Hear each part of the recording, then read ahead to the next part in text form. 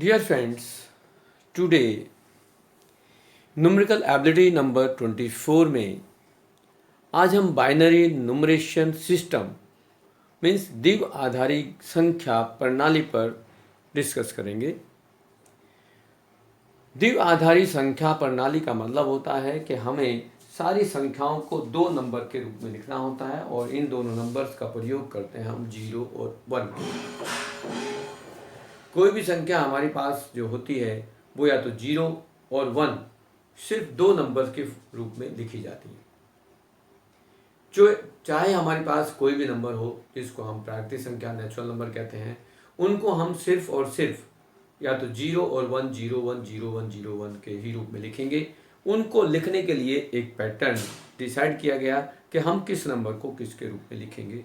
तो कुछ सिंबल, कुछ नंबर कुछ इस तरह से हैं जिनको हम यहाँ डिस्कस करते हैं। तो हमारे पास जो संख्या दी गई है हमें 0 या 1 दो अंकों का प्रयोग करना होता है। यदि हम 1 10 11 101 इस तरह की संख्या को हम लिखें, जैसे यदि हमारे पास यहाँ संख्या लिखेंगे तो 1 10 11 111 हो सकती है,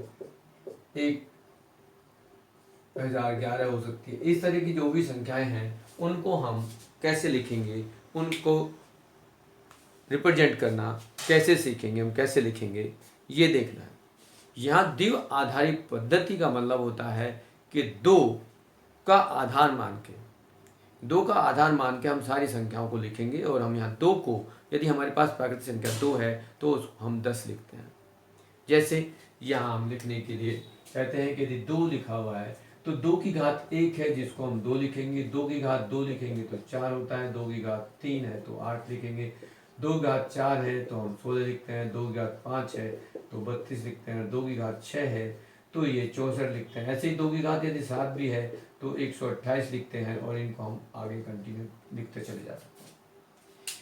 यहाँ पर यदि हम इसको लिखेंगे तो 2 की घात 1 बराबर 2 है तो हम इसको 10 लिखेंगे और 10 को यदि लिखेंगे तो 10 की घात 1 10 की घात 2 10 की घात 3 के रूप में लिखेंगे, जिसमें हम 10 की घात 1 यदि लिखते हैं तो इसको 10 लिखेंगे। लेकिन यह ध्यान रखना है कि इसका आधार जो है वो 2 है। ऐसे यदि हम इसको लिखेंगे तो यहाँ 100 लिखेंगे और 10 की घात 2 लिखेंगे, 10 की घात 2 जिसको हम 100 लिखते हैं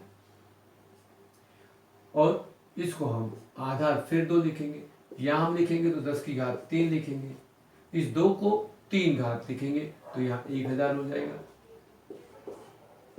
आधार यहाँ भी 2 ही होगा, बेस यहाँ भी 2 ही होगा। 10 की घात 4 हम लिखेंगे तो यहाँ 4 जीरो आ जाएंगे। इस तरह से हम लिखेंगे। तो ये सारी संख्याओं को हम इसी तरह से लिखेंगे तो यहाँ पर क्या आएगा, 1 के बाद 5 जीरो लगा देंगे।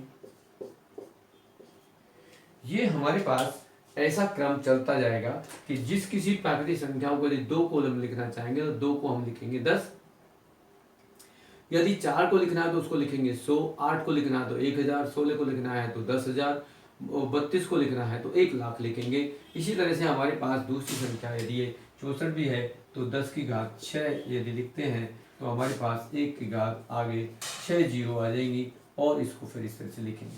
ये भी क्रम हमारे पास इसी तरह से चलता जाता है। तो हमारे पास जो संख्या लिखने का तरीका आया कि हम किसको किस तरह से लिखेंगे, लेकिन कुछ संख्याएं ऐसी हैं जो इनके अलावा बचती हैं। 2 4 एक तो हमारे पास स्टैंडर्ड रूप है कि एक ही लिखेंगे, लेकिन 2 4 8 16 32 के अलावा भी संख्या होती हैं। जैसे हमारे पास कुछ संख्याएं हैं, यदि हम कह देते हैं 3 तो 3 को हम क्या लिखेंगे, 3 को लिखेंगे 2 + 1 और यहाँ 2 जो होता है वो हमने पढ़ा है 10 और 1 तो ये 1 है तो हम इसको लिखेंगे 11। इसको बाइनरी न्यूमरेशन सिस्टम में 1 1 लिखेंगे, 11 लिखेंगे। यदि ये 5 होता तो क्या लिखेंगे, 4 + 1 लिखेंगे और 4 को हम यहाँ क्या लिख रहे हैं, 100 लिख रहे हैं, 100 लिख रहे हैं तो 100 + 1 कर देंगे और यहाँ हो जाएगा 101। ऐसे यदि 6 को लिखना चाहें, क्योंकि 6 भी नहीं है यहाँ पर, तो 6 को लिखेंगे 4 + 2। 4 को लिखते हैं आप 100 और 2 को लिखते हैं 10 तो ये 110 हो जाएगा। इस तरह से लिखेंगे। यदि 7 लिखना चाह रहे हैं तो 4 + 2 + 1 लिखेंगे। 4 को आप लिखते हैं 100, 2 को लिखते हैं 10 और 1 को 1 लिखते हैं तो यहाँ रिजल्ट आ जाएगा आपके पास 1 1 1। ऐसे यदि 8 आपको ऑलरेडी है, 9 को लिखना चाहेंगे तो क्या होगा, 9 को आप लिख सकते हो 8 + 1। 8 + 1 में 8 हम यहाँ किसको लिख रहे हैं, 1000, 1000 लिख रहे हैं, और 1000 के साथ में 1 हम प्लस करेंगे तो ये आएगा 1001। यदि आपके पास ये 10 होता, 10 होता तो क्या लिखेंगे, 8 + 2 लिख देंगे। 8 + 10 तो यहाँ 1000 होगा, प्लस 10 को हम लिख रहे हैं, 2 को लिख रहे हैं 10, तो ये हो जाएगा 1010। इस तरह से यदि 11 को लिखना चाहें तो 11 को क्या लिखेंगे, 8 + 2 + 1, मतलब 8 को आप लिख रहे हैं 1000, 2 को लिख रहे हैं 10 और प्लस 1, तो यहाँ पर आपके पास हो जाएगा 1 0 1 1। इस तरह से आप लिखेंगे। तो ये आपका बाइनरी न्यूमरेशन सिस्टम कहलाता है। इसको हम कैसे लिखेंगे, अब इसमें भी आपके पास दो मेथड हो गए। यदि किसी पर्टिकुलर नंबर को लिखना चाह रहे हैं, ये नंबर हमने लिख दिए, यदि कोई और नंबर ले लेते हैं, सपोज करो एक नंबर हम ले लेते हैं 123। 123 के फैक्टर्स करेंगे तो फैक्टर्स में सबसे पहले हमारे पास किस फॉर्म में लेंगे, 2 4 8 16 32 64 128 की फॉर्म में लेंगे। यदि 128 होता तो हम सीधा लिख देते, लेकिन यदि 123 है तो 123 में आपके पास एक 64 आएगा, फिर 32 आएगा, फिर इसको 16 आएगा, फिर 8 आएगा, फिर आपके पास इनका सम देखेंगे तो आपके पास ये आ जाएगा 32 16 8 2 एंड 1 2 + 1। अब यदि इस वैल्यू को देखेंगे ये किसके इक्वलेंट है, तो 64 में कितनी जीरोज होती हैं, यहाँ 6 जीरोज होंगी, 1 2 3 4 5 6। 32 में कितनी जीरोज होंगी, यहाँ 5 जीरोज हो जाएंगी, 1 2 3 4 5। 16 में कितनी जीरोज होंगी, उनको लिख देंगे, वहाँ आपके पास 4 जीरोज हो जाएंगी 16 के लिए, 1 0 0 0 0। 8 में यदि आप लेंगे तो 8 में आपके पास 3 जीरोज होती हैं, 2 में आप 10 1 0 होती हैं प्लस 1। यदि इन सबको एक साथ लिखेंगे तो ये आपके पास 1 आएगा, फिर ये 10 पे 1 आएगा, बट यहाँ आप देखेंगे तो यहाँ 100 के स्थान पर नहीं है तो यहाँ 0 लगाएंगे, फिर 1 आएगा, फिर ये 1 आएगा, फिर एक 1 आएगा और ये 1 आ जाएगा। इसका एक दूसरा मेथड भी है। दूसरे मेथड में क्या करेंगे, यदि 123 को हम लेते हैं तो 123 को आप भाग करें, किससे भाग करेंगे, 2 से भाग करते हैं, और 2 से भाग करने के बाद देखेंगे हमारे पास यहाँ क्या हमें मिलेगा। 2 से भाग करेंगे तो यहाँ का 2 × 12 और 2 × 2 और यहाँ कितना बचा शेष, 1 बचे। हमने 2 से 123 को भाग करेंगे तो यहाँ 1 बचेगा, फिर यहाँ 2 से भाग करेंगे तो ये 30 आएगा, फिर 1 बचेगा, फिर 2 से भाग करेंगे 15 आएगा, 0 आ जाएगा, फिर यहाँ 2 से भाग करेंगे तो 7 आएगा और ये फिर 1 बच जाएगा, फिर 2 से करेंगे तो ये 6, 2 × 6, फिर 1 बच जाएगा, फिर यहाँ से भाग करेंगे 2 × 2 और फिर एक यहाँ से आपके पास 1 बच जाएगा। तो यहाँ 2 से 2, अब फिर इस तरह से हम यहाँ बचाएंगे तो 1 शेष यहाँ बचेगा। तो जब तक 1 ना बचे जब तक हम इसको कंटिन्यू करते चले जाएंगे। जैसे जैसे 1 0 1 0 की फॉर्म में आना चाहिए तो नीचे से आपको लिखेंगे, इसको जो शेष है सबसे पहले उसको शेष को लिखेंगे। तो यहाँ 123 को हम लिखें यदि, तो सबसे पहले हम ये नंबर लिखें, ये 1 बचा, फिर यहाँ कितने 1 है, 1 2 3, फिर 0 है और फिर 1 1 2 टाइम्स है, तो ये और ये दोनों सेम है। इस तरह से भी आप इसको लिख सकते हैं। ये आपके पास 2 मेथड आ गए।